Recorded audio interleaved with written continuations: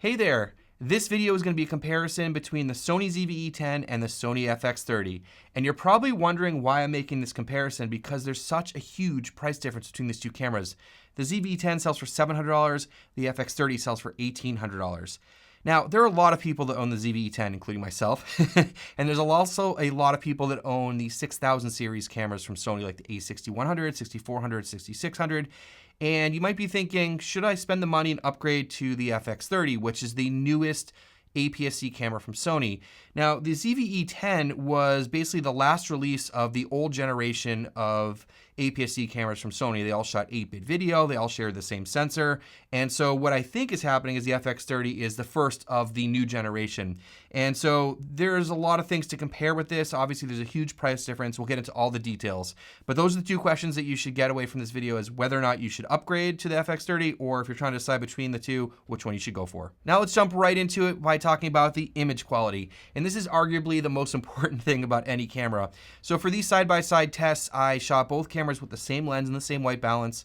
I shot the ZV-E10 in S-Log2. It does shoot in S-Log3, but I don't recommend shooting in S-Log3 on any of the 8-bit Sony cameras. They really can't handle it. But I shot the FX30, of course, in S-Log3. In terms of grading, when I brought them into the computer, I just added some basic contrast and saturation, but I didn't touch the colors whatsoever, so you could see the differences between the two cameras. Now, all these outdoor tests were shot at 4K and 24 frames a second, so take a look.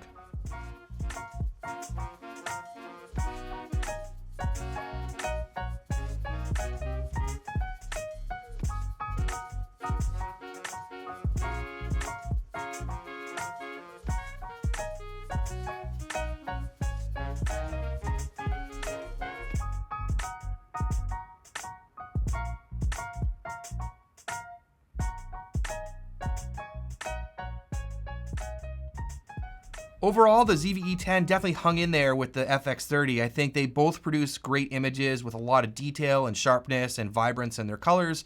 Of course, there is a little bit of difference between their colors, but overall, I would probably take either one. I think they look very, very similar. And a lot of that comes down to the fact that they both have an oversampled 4K image. So let's do some pixel peeping now.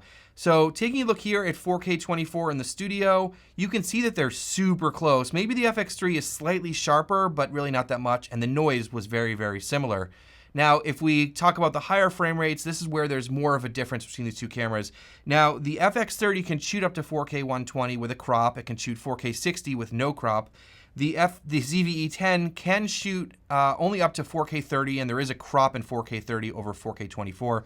But it can shoot up to 120 frames per second in 1080p. So let's do some comparisons here just to see how they do in higher frame rates. First of all, taking a look at 4K 60 versus 1080p 60, this is really not a surprise. The FX30 is sharper and less noisy. And then taking a look at 4K 120 against 1080p 120, and of course the 4K 120 is a lot sharper, but what I noticed here was that this noise was pretty similar. And I think a lot of that has to do with the fact that the 4K 120 has an additional crop, and so you're reading a smaller size of the sensor. So overall, of course, if you're shooting in higher frame rates, like 4K 60, 4K 120, you're gonna get a better image on the FX30. Now, a big difference between these two cameras, like I mentioned earlier, is the 10-bit color in the FX30 versus the 8-bit color in the ZV-E10. And if you take a look at the studio images here and you look at the darker part of the color checker, you can sort of see that blotchiness and sort of uneven color that you get there, and that's going to be one of the big advantages of the FX30 is being able to shoot in 10-bit color. So if you're shooting in log and you want to grade it, you're going to get a lot more color information because of the 10-bit image. So one thing I do want to point out, though, which is a really strong point about the ZV-E10, is in 4K 24, the images look very similar. So if you take a look here at the two cameras compared against each other at their base ISOs in a studio setting, of course the colors look very different, but overall image quality looks fantastic between the two cameras. And with a little bit of tweaking, you can get them to look very similar. So for just basic stuff like you saw outside and without pixel peeping, you can see that the image quality looks very similar on both these cameras in 4K 24. Now let's talk about low light, and let me explain how I did the test here. So I shot the ZV-E10 in S-Log2, and I used zebras and 32% on a gray card because that's a proper exposure in S-Log2. And I did 41% with a gray card in S-Log3 with the LUT turned off in the FX30. I also did a custom white balance on both cameras. After getting proper exposure, I would raise the ISO by 1/3 of a stop and then adjust the shutter speed by 1/3 of a stop to get the same exposure at each stop of ISO. Then I bring the images into the computer and I do a simple grade just by adding some contrast and saturation to get them as close as possible, but I don't do any color adjustments because I already did a custom white balance. Now keep in mind with these cameras, they have different bases. So the base ISO in the ZV-E10 is 500 and the FX30 has a dual base system of 800 and 2500. So as you take a look at these images and I step up through the ISO range, there's a few things you want to take note of here. First of all, you want to take a look at things like overall image quality, the detail and sharpness, the noise levels, and then of course the color on the images. So as you step up through the range here, I noticed that the noise was pretty similar between the two cameras because they're both sort of shooting in the same way with that oversampled 4K because we're in 24 frames per second here. But as you step up higher in the range, you'll see that the color starts to fall apart a little bit faster on the ZV-E10. And of course, this is totally expected.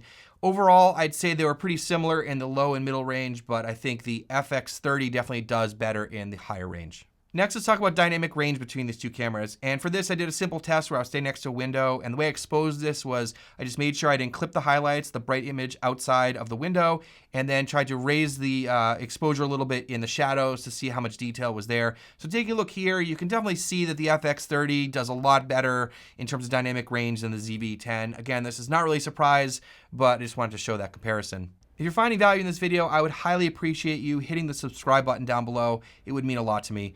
Also, there are affiliate links in the description for all the gear that I use on a regular basis, and they don't cost you anything extra, but really do help me out.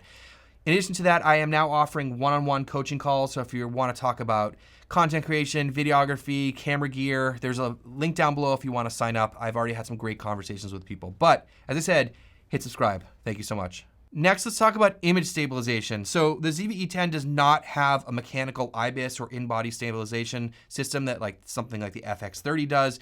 It does have what's called active stabilization, which is just an electronic mode. Now, the FX30 has mechanical IBIS, but it also has an active mode, which is an electronic stabilization that's added on to the IBIS. Now let's take a look at some images here to compare the stabilization. So for the first one, I did a walking test from just hand holding a camera, and for this, I used the 16-35 f4 Zeiss lens, which does have stabilization in the lens. I'd like to do this without stabilization in the lens, but it's the widest lens that I have right now. So taking a look here, the first comparison is the ZV-E10 with no stabilization against the FX30 with the mechanical IBIS in the standard mode. And then the second part is I compared them both with the active mode, and I would definitely have to give a huge advantage here to the FX30. It definitely looked way better than the ZV-E10 because of course it has a mechanical stabilization system. Now let's take a look at a stabilization shot of just trying to hold the camera steady. And for this, I put the 24-70G Master Mark II on both lenses because it doesn't have stabilization. I wanted to see how well the camera bodies did just on their own. So for this comparison here, first of all, I did no stabilization versus no stabilization. Then I did the standard stabilization versus no stabilization. And then I did active stabilization in both. Of course, with active stabilization, you do get an additional crop in, but it does help quite a bit. But overall, I would definitely give a huge advantage to the FX30 for stabilization across the board. Next, let's talk about rolling shutter, which is of some concern for videographers.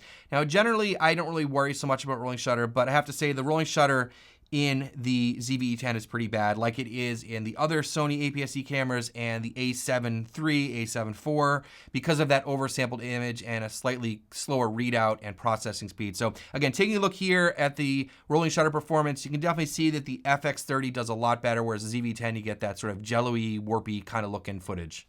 So huge advantage here to the FX30. After diving into some of those details here, let's talk about what's the same between these two cameras. They both have an APS-C size sensor. So the ZV-E10 is gonna have a 1.5 times crop. The FX30 in photo has a 1.5 times crop, and in video, it's an additional, I think, 4% crop, which gives you around a 1.56 times crop. So very similar in terms of the crop factor. They both have the same mount, the E mount, so you can mount the same lenses on them. They both have an oversampled 4K image and 24 frames per second. Of course, the FX30 can shoot oversampled up to 4K 60. They both have the same picture profiles, minus S-Cinetone, which is not in the ZV-E10. Now you can, as I said earlier, you can shoot up to S-Log3 on the ZV-E10, but I really don't recommend it. I would recommend shooting S-Log2 if you want to shoot log on the ZV-E10. And they both have the intelligent hot shoe, which gives you the option for lots of accessories, including things like the XLR K3M, which is, you know, probably a little overkill for the ZV-10 because ZV-10 is $700 and just the XLR K3M is $600. But if you do want to get professional audio like XLR inputs into your ZV-10, you can. It does work on this camera. There's also other things you can add to the camera in terms of the hot shoes. So they both have those more modern, intelligent hot shoes. All right, so there were a few things in common, but there's a lot that's different between these two cameras. And so first of all, as I said, they both have APS-C side sensors, but the ZV-E10 has a 24.2 megapixel sensor versus a 26.1 megapixel sensor in the FX30. Very similar in terms of megapixels, but a slight improvement for the FX30, and you still get oversampled 4K on both cameras. And as I said earlier, the ZV-E10 can shoot 4K 24, and it can shoot 4K 30 with a crop. But it can't go higher than 4K 30. The FX30 can go up to 4K 60, but if you shoot in 4K 120, it does have a crop. Again, in terms of color depth, the ZV-10 is 8-bit versus 10-bit. This is a huge difference. Codecs are also very different on these two cameras. The ZV-10, the highest it can shoot in is the XAVC-S 4K, which is 100 megabits per second. The FX30 kind of blows it out of the water with the SI, S, and HS options, and then you can also shoot 16-bit RAW externally with a Ninja V recorder, and you know there's just a whole lot more options in terms of codecs and bit rates and depth in the image that comes out of the FX30 and what can be recorded. The FX30 also has the new menu system, which is absolutely incredible and is a huge upgrade to the older menu system. It's funny, from someone like myself who's in both, every time I go back into the ZV-10, I'm just utterly confused. The color science is also improved in the newer generation of cameras, and just from my personal experience, I really do enjoy the colors a lot more in the FX30. The FX30 has all the really cool new features like focus breathing compensation, focus mapping, etc., that you find in cameras like the A7 IV. So there's a lot different just in terms of the specs and the way the cameras operate between these two cameras. Next, let's go on and talk about the build quality and the physical characteristics of these two cameras. Now, the ZV-10 is marketed as a vlogging camera, and I think the reason for that is that if you take a look at it, it is a much more simple design. It has less buttons and dials. It's obviously a lot smaller. It has a flip screen just like the FX30, so you know it's great for filming yourself. But in terms of the functionality of it and the usability of it, is definitely more of a beginner's camera and more towards, you know, vlogging because of less buttons and dials and just a smaller form factor. So overall, you know, I do have to mention that the ergonomics of the two cameras are very different. The FX30 has way better ergonomics for shooting video. It is a more professional style camera. It has a much deeper grip, has lots of buttons and dials and, you know, custom controls and things like that. So, you know, if you're going to be shooting video on this for longer periods of time and you really need to work all those functions, the FX30 is definitely a way better bet. As I said, the ZV-E10 is definitely more of a beginner style vlogging camera and has a tiny grip and is much harder to hold. But there are a couple things that are really cool about the ZV-E10. You know, one thing is it has a tally light, which is really nice to have on your camera, especially when you're filming yourself. One thing to point out also about the FX30 is the fact that it has a built-in fan, and this is a huge deal because this camera will not overheat. And if you're doing long record times for video, this is definitely going to be a benefit for you to have that, because the ZV-10 will overheat on you at some point out in the heat with long run times, whereas the FX30 will not. Now they both have flippy screens, which is awesome, and I love flippy screens, not only just to get different angles, but also for filming yourself. Now, they are similar because they both are 3-inch screens, but there's a lot more resolution on the FX30, coming in at 2.36 million dots, and the older screen on the ZV-10 has 0.92 million dots. So huge difference in terms of the resolution between the two LCD screens, and they both don't have EVFs, so that's something to keep in mind as well.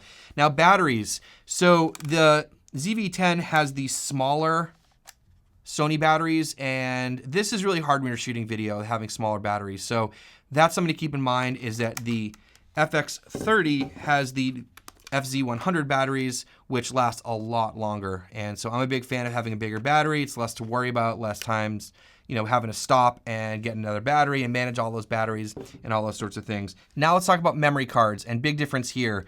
The FX30 has the dual slots here, so you can either use the CF Express Type A cards from Sony in these cameras to get the highest possible quality and the highest possible frame rates, but is not necessary for most frame rates.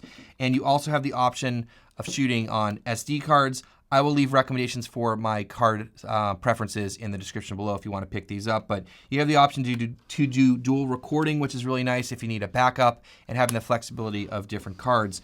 Now, the ZV-E10 mounts in the bottom, which is not my favorite, and it only has one card, and it holds SD cards.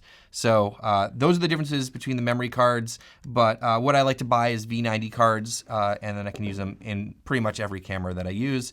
But if you do need those highest possible, like 4K, 120, and all-I, then you're gonna need to use the CF Express Type A cards. All right, so let's talk about ports. And the ZV-E10 is kind of surprising, not that it has a mic jack, but it has a headphone jack. It also has a USB-C, and unfortunately has a micro HDMI, but I don't think that's you're not gonna get a full-size HDMI on a camera of this size, but it is nice to see they included the headphone jack. Now, the FX30 has all of the same ports, plus it has a full-size HDMI instead of the micro HDMI, and then it also has an additional USB port for connectivity for other accessories and things like that. The last thing I want to mention that's a big difference between these two cameras has to do with photography. Now, I don't talk about photography much on this channel, but when there's big differences, I do like to point them out. So the FX30 does not have a mechanical shutter whatsoever, so you're kind of limited in some of the photography stuff. There is no burst shooting mode, there is no bulb mode, and again, you only have an electronic shutter, whereas you do have mechanical shutter, burst mode, bulb mode, those sorts of things in the ZV-E10. So as you just saw, there are a lot of differences between these two cameras, and it's really not surprising based on the price difference and also just how the two cameras look. This camera, as I said, is more of a vlog style camera, and that's how it's marketed, just in terms of the buttons, the dials, the layout, all the things I mentioned before. They're really, it's a lot harder of a camera to operate if you're shooting in manual mode, but if you're shooting in some of the more automatic modes, this is a great option. It also has some more beginner features like product showcase, background blur, etc.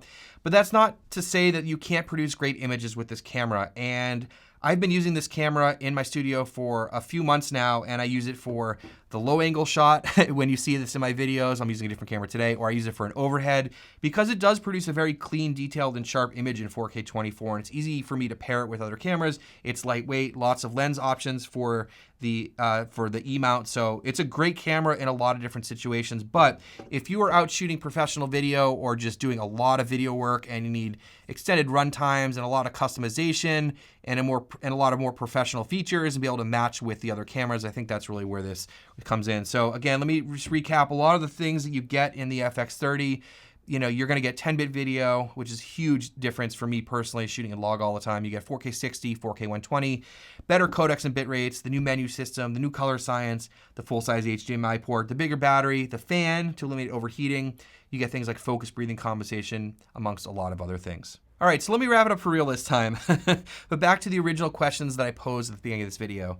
If you have a ZV-E10 or a 6000 series camera, should you upgrade? I would say that if you have the money to do it, you should upgrade. The FX30 is such a more powerful camera in terms of all the things I mentioned: 10-bit, new color science, 4K 60, 4K 120, better low light performance, unlimited run times, those sorts of things. The FX30 is a really powerful camera and will really, up your game in terms of video production. Now, the other question here is, if you don't own either, which one should you buy? Now, for most people, if you can afford it, like I said, get the FX30, but there are some advantages to the ZV-E10, and mainly that's a huge price difference. So if you are just doing basic talking head stuff for YouTube, then the ZV-E10 will definitely give you a great image. I would take the extra money that you'd save, invest in a better lens, invest in good lighting, invest in good audio. I would say that's probably a better investment, and then as you need to, you will already have all those nice things like lenses, lights, and microphones. When you upgrade to a camera like the FX30, you will have all the things that you need, and you'll see a bigger improvement on your image quality and just your workflow with those improvements over an FX30. But overall, FX30, super impressive. I have a whole bunch of videos about it, and you should definitely check those out. I'll leave a few linked down below. Thank you so much for watching. Please hit subscribe if you aren't already, and we'll see you in the next one.